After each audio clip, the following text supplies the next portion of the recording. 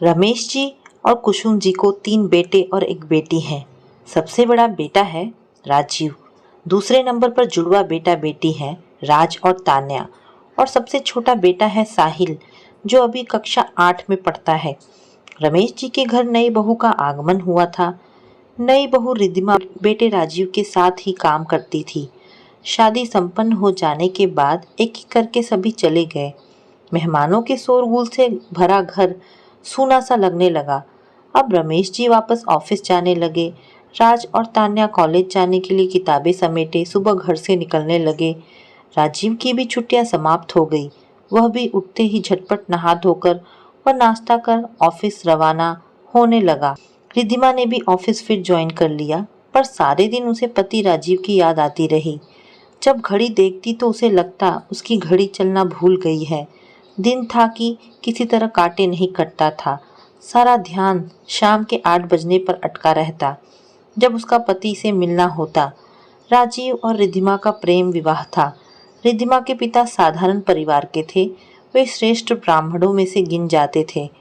राजीव के परिवार के लोग अलग जाति के थे, पर राजीव के पिता ने पढ़ लिखकर एक निजी दफ्तर में नौकरी कर ली थी और रिद्धिमा और राजीव दोनों एक कंपनी में जॉब करने लगे थे, जिसमें ठीक ठाक वेतन था। दोनों की शिफ्टें अलग अलग थी, पर धीरे धीरे उसे लगने लगा जैसे उसके जीवन में कुछ कमी होने लगी है। शादी से पहले दोनों अपनी नौकरियों के बाद घंटों साथ रहते थे। अब अकेले में मिलने का सवाल ही नहीं था। रातें अलार्म घड़ी की कटु ध्वनि से टकराकर बिखरने लगी हैं। दोनों ऑफिस से लौटकर 2-4 मिनट ही साथ व्यतीत कर पाते कि शीघ्र ही राजीव के मित्रों की एक टोली उसे घेर लेती और उसकी शामें मित्रों के हिस्से चली जाती हैं। और शादी के बाद अचानक दोस्ताना छोड़ना राजीव के लिए मुश्किल हो चला था। प्रतीक्षा करती रिद्धिमा का मन व्याकुलता से भी भर उठता कि पहले वे दोनों साथ घंटों रहते, अब बस बिस्तर पर थके से साथ होते। वह मित्रों के साथ इतना समय बिताने पर पति से रुष्ट भी होती, परंतु उसके मित्र थे कि किसी तरह पीछा ही नहीं छोड़ते थे। अगर वे उसे घर से बाहर निकाल पाने में सफल ना होते तो वे वहीं धरना देकर बैठ जाते। ड्राइंग रूम में चाय कॉफी के दौर चलते रहते और रिद्धिमा अपने कमरे में अकेली बैठी कुढ़ती रहती। इतना ही क्यों, विवाह की सजावट और धूमधाम से भरे घर का एकाएक जैसे सारा नक्शा ही बदल गया था। घर में सफाई और व्यवस्था का अभाव एक तरह से स्वाभाविक ही था। रिद्धिमा ऐसे घर से आई थी जहां साफ सफाई स्वाभाविक तौर पर की जाती थी। राजीव का परिवार साफ सफाई के प्रति काफी उदासीन रहता था। साफ हो गया तो ठीक, वरना जैसा है पड़ा रहने दो। खाने पीने और हंसी चुहल के बीच किसी को टाइम ही कहाँ था कि इस ओर ध्यान दे। परंतु सबके चले जाने के बाद भी व्यवस्था में कोई विशेष अंतर नहीं पड़ा था। सब मेहमान अपनी अपनी चीजें बटोर कर चले गए थे। घर की चीजें जिस तिस दशा में थी, तहाँ तहाँ कपड़ों के अंबार, बेतरतीब बिखरे बैग्स और फर्नीचर, जमीन पर पड़ा कूड़ा, कोनों में पत्तलों और दोनों के ढेर, मिलने आने वालों को नाश्ता पानी कराकर कूड़ा कहीं भी फेंक दिया जाता। जूठन और हरदम भन भन करने वाली मक्खियों के कारण घर की दशा अनाथ की सी लग रही थी। किसी को इससे कुछ परेशानी नहीं थी। रिद्धिमा ने शादी से पहले इस बारे में सोचा था ही नहीं। स्टोर में खाली टोकरों और बासी मिठाई पर मक्खियां मंडराती रहती, जिसमें घुसते ही रिद्धिमा का दिल मिचलाने लगता। उसका मन होता वह झाड़ू लेकर जुट जाए और सारे घर को एक सिरे से दूसरे सिरे तक साफ सुथरा करके सजा सवार दे, पर झाड़ू पर हाथ रखते ही सांस दौड़ी आती। अरे बहू, यह क्या कर रही हो? अभी तो हाथों की मेहंदी नहीं छूटी और तू झाड़ू को हाथ लगा रही है। क्या तेरे यह करने के दिन है? तुम हंसो खेलो, तुझे क्या करने की जरूरत है? इतने सारे करने वाले हैं, देख अब कुछ ना करना। कोई देखा तो क्या कहेगा? कितनी बदनामी होगी। लोग कहेंगे बहू आई नहीं कि सास ने हाथ में झाड़ू पकड़ा दी। चल अपने कमरे में बैठ, कुछ टीवी में देख जाके। राजीव की माँ को यह एहसास था कि ब्राह्मण की बेटी कैसे उनके घर में सफाई कर दे। उन्होंने एक बूढ़ी नौकरानी रखी हुई थी, जो इधर उधर सरकाकर उल्टी सीधी झाड़ू लगाकर काम खत्म कर देती। रिद्धिमा के कुछ कहने पर वह उसे ऐसे देखती जैसे कह रही हो, तू कल की छोकरी हमें सिखाने चली है। और रिद्धिमा का सारा उत्साह भंग हो जाता। उसे रह रहकर अपने घर का स्मरण हो आता और दिल भारी हो जाता। उसे लगता उसके माता पिता ने अनेक कष्ट सहकर भी जो ट्रेनिंग उसे दी थी वह उसका अंश मात्र भी घर में प्रयोग नहीं कर पा रही है। माता पिता ने तीनों बहनों को अच्छी से अच्छी शिक्षा दी थी। कॉलेज से डिग्री लेने के साथ साथ उसने हर खेल में भाग लिया था, तैराकी भी सीखी थी। इसके साथ ही साथ घर का हर काम सीखा था। उसके पिता का वेतन अच्छा था पर बहुत अच्छा भी नहीं, मगर उसके कितने ही रिश्तेदार ऊंचे ओहदों पर थे। बिना दहेज लिए उसे बड़े मान मनुहार से इस घर की बहू बनाकर लाया गया था कि ऊंचे घर की बेटी आ रही है। उनके दिन फिर अपने आप फिर जाएंगे। सादगी से चलने वाले रिद्धिमा के माता पिता के घर में गंदगी का नाम भी नहीं था। उनका छोटा सा घर सुख संतोष से महकते फूलों की तरह भरा रहता था। सुखी परिवार के लिए धन ही तो सबसे आवश्यक वस्तु नहीं, घर की स्वच्छता तथा सुचारू संचालन क्या कभी धन से खरीदा जा सकता है? विरासत में मिले बहुत से गुण कहीं ना कहीं दिखते ही हैं। रिद्धिमा के पिता को जाति का एहसास था और वे खुद जाति पाति के खिलाफ थे, और इसीलिए उन्होंने बड़ी खुशी से राजीव का शादी का प्रस्ताव मान लिया था। राजीव की माँ दिन भर चूल्हे चक्की में फंसी रहती। दिन भर घर के लोगों को वक्त बेवक्त खाना नाश्ता देने के अतिरिक्त उसे किसी बात से सरोकार ही नहीं था। रिद्धिमा कभी रसोई घर में घुसती तो वे मीठी झिड़की देती, बाहर चलो बहू, रसोई से तुम्हारा रंग काला पड़ जाएगा। रिद्धिमा किस मुंह से कहे कि उसके घर में भी खाना माँ ही बनाती है। हरदम मूवी, फिल्मी कहानियों और फिल्मी गॉसिप में डूबे रहने वाले देवर व फैशन की दीवानी ननद को वह देखती तो देखती ही रह जाती। फिल्मी बातों, फिल्मी कहानियों और गीतों में राज को जितनी रुचि थी उतनी तो उसे कॉलेज की पढ़ाई में न थी। तान्या नई नई फिल्में देख देख कर नए नए से फैशन के कपड़े बनवाने में मगन रहती। देवर और ननद कॉलेज जाने के लिए घर से निकलते पर शायद ही कॉलेज जाते। कभी किसी के घर, कभी किसी चौराहे पर चाय वाले के पास और कभी कैंटीन में बैठकर ही शाम को घर वापस आ जाते।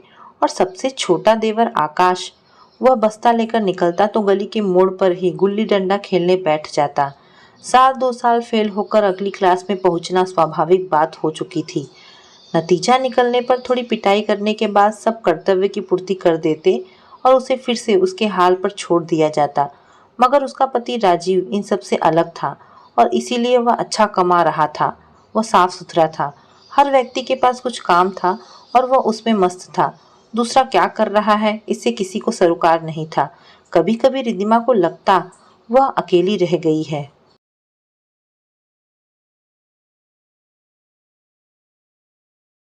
बिल्कुल अकेली। सबसे स्नेह और आदर पाने पर भी यह भावना कैसे उसके मन में प्रवेश कर गई, यह वह किसी तरह समझ नहीं पाती और उसके दिल के तार कसने लगते। विवाह से पहले उसने अपने जीवन की रूपरेखा कुछ दूसरी ही तरह की बनाई थी। राजीव सा प्रेमी पति और स्नेही आदर देने वाला ससुराल पाकर उसकी बहुत कुछ इच्छा पूरी हो गई थी, परंतु फिर भी बहुत दरारें थी जो उसे पूरा होने से रोक रही थी। उसे डर लग रहा था कि कहीं ये दरारें बढ़कर उसकी सुख शांति को न भंग कर दे। वह जानती थी कि उसके विवाह पर ना जाने कितनों ने कानाफूसी की होगी। वह सोचा करती थी कि जब उसका विवाह होगा तो उसका पति होगा, छोटा सा एक घर होगा जिसमें हर वस्तु कलात्मक और सुंदर होगी। घर में फूलों से भरी गार्डन होगी, हमेशा हरे भरे रहने वाले पौधे होंगे, घर की हवा ताजगी और खुशबुओं से भरी होगी। पर अब उसे ऐसा लग रहा था जैसे जेठ की तपती धूप ने उसके सारे फूलों को जला डाला और किसी भीषण आंधी ने उसके छोटे से घर की हर कलात्मक खूबसूरत चीज को धूल से ढककर एकदम बदरंग कर दिया है। उसे उस लड़के की याद दिलाता था जिसके माँ बाप ने रिद्धिमा का हाथ मांगा था, पर वह जानती थी कि निखिल एक नंबर का निकम्मा है। जब निखिल ने उसे राजीव के साथ घूमते देखा तो एक दिन एक छोटे होटल में जहाँ दोनों चाय पी रहे थे में आ धमका और राजीव से कहने लगा कि वह अपनी औकात में रहे। उसे भी धमकी दे गया कि यदि उसने जाति से बाहर कदम रखा तो बवाल करा देगा। यह तो राजीव के दोस्तों की देन थी कि वे निखिल को सही से समझाने आए थे और दोनों का विवाह हो गया। कई बार रिद्धिमा सोचती कि क्या उसकी अपनी जाति का निखिल उसे ढंग से रखता, पर जब वह उसकी बड़ी भाभी से मिली तो साफ हो गया कि उस घर में तो हर समय कलेश रहता है, हर कोई गुरूर में रहता है और कोई भी मेहनत से कमाना ही नहीं जानता। हर एक को मुफ्तखोरी की आदत पड़ी थी। कुछ महीने पहले उसने निखिल को कुछ लफंगों के साथ बाजार में एक फल बेचने वालों को पीटते देखा था, जो उसने पूरे पैसे मांगने की हिमाकत कर चुका था। उसे अपने फैसले पर पूरा गर्व हो उठा था। वह अपने सपनों के टूटे टुकड़ों को फेंककर जो पा सकी है उसे लेकर जीवन सार्थक मान ले, या इस परिवार रूपी वृक्ष की एक डाली यहाँ से कहीं दूर ले जाकर अपने सपनों की बगिया को सजा ले। बहुत सोचने पर भी उसे कोई उत्तर नहीं मिल पा रहा था। बहुत समझने सोचने पर उसे लगा कि वह दोनों ही काम करने में असमर्थ है। ना तो वह अपने सपनों को कभी मन से निकाल सकेगी और ना ही इतनी इज्जत देने वाले सास ससुर ननद देवरों को छोड़कर पति के साथ नई गृहस्थी बनाकर ही सुखी रह सकेगी। उसे अपने सपनों को इसी घर में रहकर पूरा करना होगा। इन्हीं लोगों के साथ रहकर विरोधों को झेलकर उसे धीरे धीरे बहुत कुछ बदलना होगा। उसने अपनी चचेरी बहनों की दुर्गति देखी थी, जो उसी जाति में ब्याही गई, पर रात दिन दहेज पर कमेंट सुनती। जरा जरा सी बात पर उनकी सांसें तुनक जाती। मित्रों के साथ ताश और गपबाजी में पति का समय गुजरे, यह बात रिद्धिमा को बहुत सताती। एक दिन मित्रों की बुलाहट होने पर राजीव उठा ही था कि रिद्धिमा ने उसका हाथ पकड़ लिया। मैं भी चलूँगी आपके साथ। राजीव अचकचा गया। वहाँ मेरे मित्रों में? पर वहाँ तो एक भी औरत नहीं होती है, तुम बोर हो जाओगी। और फिर माताजी और पिताजी क्या कहेंगे? यही कि नववधु को अकेला छोड़कर मित्रों के पास बैठना आपको शोभा नहीं देता। बस मैं अभी आता हूँ। जब आ ही गए हो तो कुछ देर बैठ ही ले। रिद्धिमा मचल उठी। नहीं नहीं, मैं आपको आज नहीं जाने दूंगी। हम लोगों ने पिक्चर चलने का प्रोग्राम बनाया है। आज तो मित्रों को विदा करना ही पड़ेगा। पति को पत्नी के हट के आगे झुकना ही पड़ा और धीरे धीरे उसकी सारी शामें रिद्धिमा की हो गई। आकाश इम्तिहान में हमेशा की तरह फेल हो गया था। पिताजी और भाई से अच्छी तरह पिटने के बाद वह सुबक रहा था। रिद्धिमा का दिल उमड़ पड़ा। बेचारे छोटे देवर का दोष ही क्या था? यह सब घर वालों की उसके प्रति लापरवाही का ही नतीजा था। वह इसी तरह पढ़ेगा तो कितना पढ़ पाएगा? उसका भविष्य क्या होगा? नतीजा खराब निकलने पर मारपीट करने तक की जिम्मेदारी तो सब लेते हैं, परंतु पढ़ाने की जिम्मेदारी लेने का अवकाश किसी को नहीं जाता। स्कूल नहीं जाता इसलिए पढ़ाई नहीं कर पाता। शायद यह एक चक्कर था जो घूम रहा था। क्या वह भी उसकी बर्बादी की दर्शिका बनकर ही रह जाए? क्या वह आकाश कोई सहायता नहीं कर सकती? देवर की परीक्षा लेने पर उसे पता चला कि वह शिक्षा के हर पहलू से अनजान है और उसकी अधूरी शिक्षा को पहली सीढ़ी से शुरू करना पड़ेगा। उसे एक ध्येय मिल गया था। वह पूरे उत्साह से उसमें जुट गई। उसने पूरे 10 दिन की ऑफिस से छुट्टी ले ली। सारा दिन उसे पढ़ाया। बचे समय में उसने घर पर ध्यान देना शुरू किया। धीरे धीरे घर में पौधों पर गमलों का प्रवेश होने लगा था। आंगन की सीमेंट तोड़कर ईंटें निकालकर किनारे किनारे क्यारियां बना दी गई। अब तो राजीव ने स्वयं इस काम में पत्नी की सहायता की थी। सब लोगों ने पढ़ी लिखी समझदार घर की बहू की उसकी सनक समझकर समझा, पर जब नन्हे नन्हे पौधे हरे हरे दिखने लगे तो सबको अच्छा लगा। उसे पता था किसी दिन इस बेजान से पौधों से पत्ते निकलेंगे और फूल खिलेंगे, फिर उनमें से रंग उभरेंगे और खुशबू की लहरें उठेगी। पर यह सब धीरे धीरे होगा। उसे बड़े धैर्य से उनकी देखभाल करनी होगी। रिद्धिमा ने सास की झाड़ू तो नहीं उठाई, परंतु जब समय मिलता तो वह घर में फैले हुए कपड़ों, बर्तनों और फर्नीचर को सहेजने में लग जाती थी। घर की व्यवस्था सुधारने का हर छोटा सा प्रयत्न उसके लिए संतोष का विषय हो गया था। खूंटी, अलगनी और गुसल खाने में पुराने स्टाइल से लटके ननद के नए से नए डिज़ाइन के कपड़े देख रेख के अभाव में बहुत जल्दी अपना रंग रूप खो देते थे। पुरानों को फेंक तान्या नए कपड़ों के ढेर लगाती रहती। क्या मिलता है इन नए नए फैशनों से? क्या वह उससे कुछ सीख कर लाभ उठा सकती है? यदि वह स्वयं ही कपड़े डिज़ाइन कर सकती तो कम से कम एक कला तो आती। रिद्धिमा को लगा कि उसे समस्या का समाधान मिल गया है। वह ननद को अपने कपड़े स्वयं डिजाइन करने का सुझाव देगी। जितना वह स्वयं जानती है उससे उसे सीखने में मदद देगी। उसे विश्वास था कि कपड़ों की शौकीन तान्या इस क्षेत्र में अवश्य रुचि लेगी। उसका अनुमान ठीक ही था। इंटर की परीक्षा देने के बाद उसने घोषणा कर दी थी कि वह बीकॉम में न बैठकर डिज़ाइन स्कूल में भर्ती होगी। माता पिता उसके इस निश्चय पर बहुत नाराज़ थे। बीकॉम एमकॉम की डिग्री के सामने सिलाई में, क्योंकि उनमें पैसा नहीं था, की दृष्टि में मूल ही क्या है। परंतु एक बार निश्चय कर लेने की तान्या की जिद कोई सरलता से तोड़ नहीं सकता था। इस बात को तान्या के दिमाग में बैठाने के लिए रिद्धिमा को भी डांट जरूर मिला था, परंतु वह प्रसन्न थी कि वह एक बेकार शौक और थोथी पढ़ाई की जगह, जो केवल डिग्री के लिए की जा रही थी, ठोस कार्य के लिए सुझाव दे सकी थी। रिद्धिमा सुबह से शाम तक सास को खाना बनाते, सबको खिलाते देखती। वह कंघी तक करने की फुर्सत न जुटा पाती थी। रिद्धिमा उसे रसोई घर से खींच लाती, उसके सिर में शैम्पू करती। वह हंसती, अरे बहू तुम्हें सजने संवरने के दिन है, अरे बहू तुम्हारे सजने संवरने के दिन है, भला मैं सिंगार पिटार करती अच्छी लगती हूँ। पर रिद्धिमा एक ना सुनती। उसे नई साड़ी पहनवाती, फेस पैक लगाकर स्किन साफ करती, हल्का सा मेकअप कर बिंदी लगाकर छोड़ती। सास मुंह से मना करती, पर उसे कुछ देर रसोई घर से छुट्टी पाकर सज संवर कर अच्छा ही लगता। थका शरीर और मन ताज़ा हो उठता। रिद्धिमा सबसे शिकायत करती, तुम लोग जब चाहे आते जाते हो, जब चाहे खाना खाते हो। माँ जी को कितनी मेहनत करनी पड़ती है, दिन भर उन्हें रसोई घर से छुट्टी नहीं मिलती। क्या तुम लोगों का फर्ज नहीं कि उनका काम कुछ हल्का करो। सब एक ही साथ बैठकर खाना खा ले तो काम कितनी जल्दी खत्म हो जाए। कभी हंसकर, कभी बनावटी क्रोध दिखाकर वह सबको एक साथ खाना खाने पर विवश करने लगी।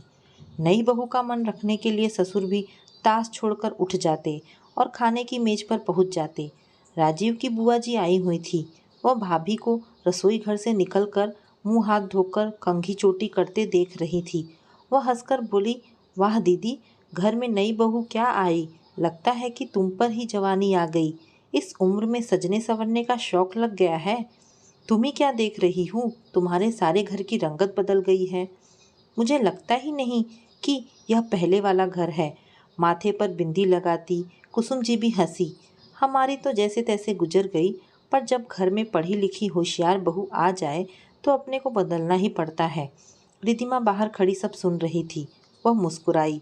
उसने सुरुचिपूर्ण सजे घर को देखा और उसकी निगाह हरे भरे पौधों पर अटक गई। नन्हे नन्हे पौधे युवा होकर पत्तों से लदे थे। उनमें नन्ही नन्ही कलियां सिर निकाले झांक रही थी।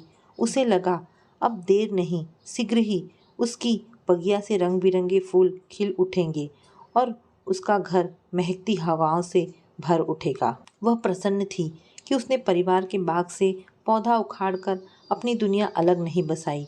उसने उस बाग को ही संवार दिया। उसने अपना सपना टूटने नहीं दिया था। वह साकार हो उठा। सुख जाति के बड़प्पन में नहीं है, गुणों के सही इस्तेमाल से मिलता है। अब जब भी रिद्धिमा के माता पिता उससे मिलने आते, अब ना राजीव को संकोच होता, ना राजीव के माता पिता को, और ना ही रिद्धिमा के माता पिता को एहसास होता कि उनके परिवारों में कभी कोई खाई भी थी। तो दोस्तों, ये कहानी यहाँ पर समाप्त होती है। आशा करती हूँ आपको ये कहानी पसंद आई होगी। अगर आपको कहानी पसंद आई है तो प्लीज़ इसे लाइक एंड शेयर करें। धन्यवाद दोस्तों।